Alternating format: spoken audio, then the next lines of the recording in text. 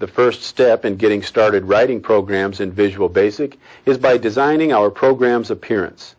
This is done by changing the form's properties and adding controls to the form.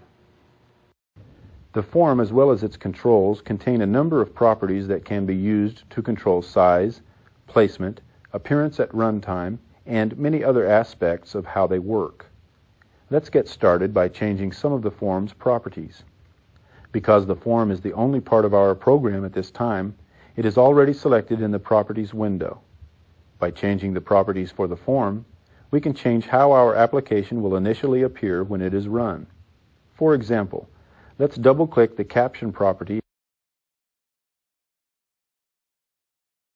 and type Main Form. When we typed the new caption, the name in the title bar changed. With the Caption property, we can provide our users with a better description of the program's purpose.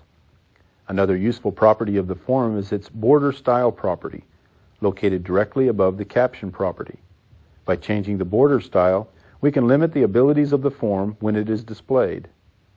We click the Border Style property,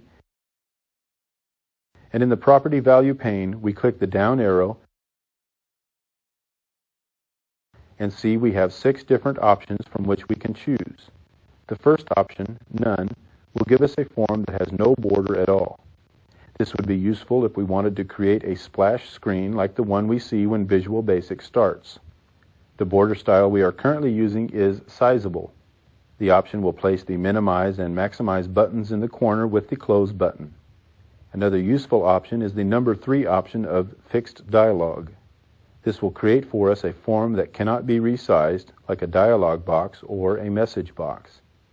Press the Escape key to close the menu without making a selection to leave the border style set to Sizable.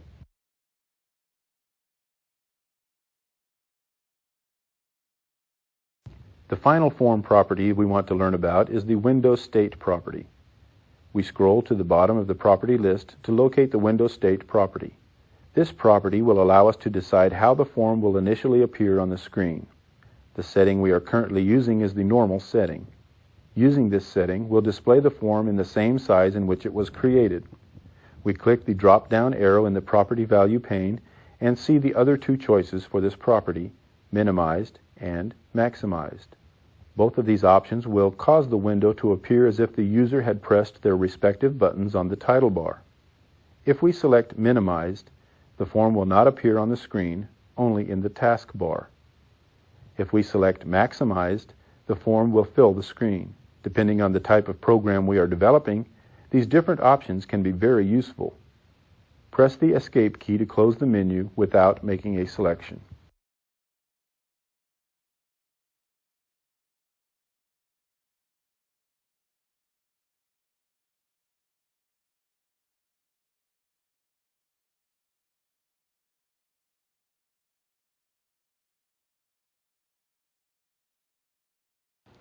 Now that we know a few things about the form's properties, let's take a look at some of the controls that can be placed on our form and learn about a few of their properties.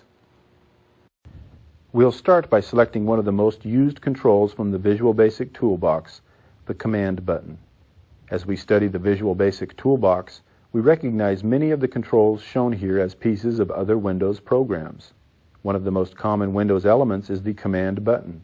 We click the Command button in the toolbox, move the cursor onto our form, then click and drag to add a button to our program. We can control the size of any control as we drag it to insert it onto our form. If we pause for a moment without releasing the mouse button, we are presented with a readout of the current dimensions of our Command button. If we continue to resize the control, the readout remains displayed and changes to reflect the new dimensions.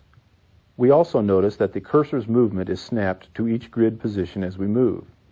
This is a result of the Align Controls to Grid checkbox we examined earlier in the options. We'll set a second point to place the control and click in the blank area to deselect our button.